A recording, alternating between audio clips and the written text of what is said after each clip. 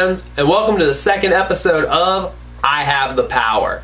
Last week I chose to do an episode review. This week I'm going to review 3 of the best Masters of the Universe figures of all time. The Manny versions of Man-E-Faces. Vintage Man-E-Faces came out in the 1980s as part of the Masters of the Universe line by Mattel. This guy is one fantastic figure. Let's take a closer look.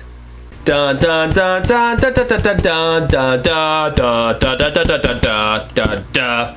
Here he is, guys, the vintage Man-E-Faces. He has almost all the standard points of articulation except the one point that makes him unique. His head does not turn from side to side. This is because this is where his main action feature is hidden. On top of his head there is a knob, and you turn it to make him go from man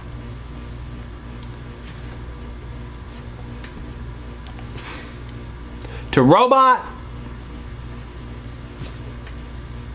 and to monster. He has a standard power punch feature as well, but we all know it's his faces that make him stand out in the crowd. As far as the sculpt is concerned, this guy looks awesome. He has all new body armor and shares Trapjaw's legs with an amazing paint job. I mean, really, guys, who can beat this color scheme right here? He's a great looking figure, and I'm proud to have him in my collection. Okay, guys, let's fast forward to 2002. He-Man and Skeletor are back on toy shelves, but sadly it was mostly different variants of He-Man and Old Skeletor that we saw on the shelves, and not enough of the core characters that made up this wonderful line. Luckily, I was able to find my very own Man-E-Faces at a Target back before 2004 when the line died. And what a find he was. Let's take a look. The 2000X Man-E-Faces is essentially the same toy as the vintage, but with a few updates. Of course, he now has been done in the 2000X scale with great detailing on his sculpt thanks to the 4 Horsemen.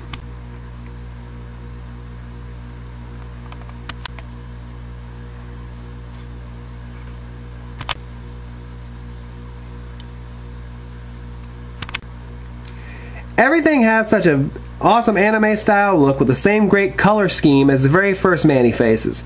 But with much brighter colors, he has all the same articulation we came to expect out of the 2002 line, but one point we did not expect out of a Man-E-Faces figure is the head. Not only does he have the same action feature as the vintage toy, but his head also moves from side to side. See that? Moves from side to side. Very cool. It is not a great range of movement, but it still moves, and that's awesome. Man-E-Faces comes with one accessory, his blaster. Now done in a silver tone with a blue launching missile, this figure is a very welcome addition to my Masters of the Universe family and has a place of honor on my shelf. It's time to look at our third and final Man-E-Faces, the Masters of the Universe Classics version. But before I show off this toy, I want to talk about how excited I was to finally get him in the Masters of the Universe Classics line. For 3 years over at the MannyCollector.com forums, I kept asking, where is Manny? When are we going to see him? And finally, in 2011, we got him. I was so excited to see him show up in the lineup, and he's one of the best figures from 2011. So let's go ahead, get inside this figure's head, literally, and take a closer look right now. Here he is, guys, Classics Man-E-Faces. What a great figure. He has the standard male buck that we have seen on almost all other male figures in the Masters of the Universe Classics line, the Trapjaw Optic Roboto legs and crotch piece, and the same with the arms as well, except for the shoulder pieces here and here, which are different. His color scheme was a little disappointing, as I was hoping for a brighter orange and actual armor instead of just the few hoses and breathing apparatus. Everything still looks great though. He comes with a standard blaster in the orange color. He also has the best secret accessory that could ever come with this figure. More faces. Robot, monster, and man faces, but he comes with 3 more. He comes with He-Man, our good friend Orko, and the evil Lord of Destruction himself, Skeletor. These faces are a great addition to the figure, and I'm very, very happy that Matty Collector decided to go the extra mile with this guy.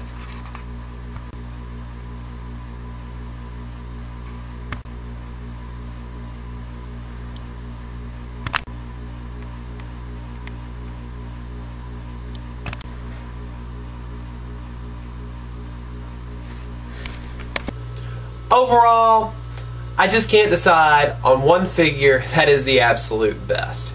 If I was absolutely forced to choose, I would have to say the vintage Manny faces, but that is only for nostalgic purposes.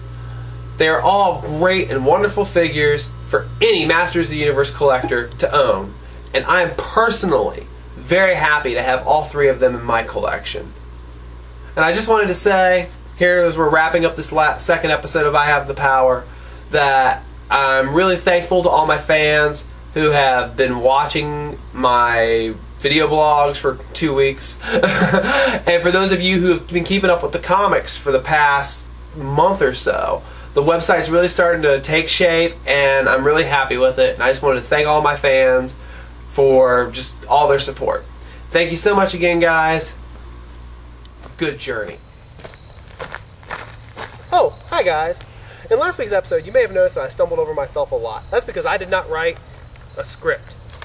Remember, in having a popular video blog series, a script can never hurt you. It can only help you. Till next time.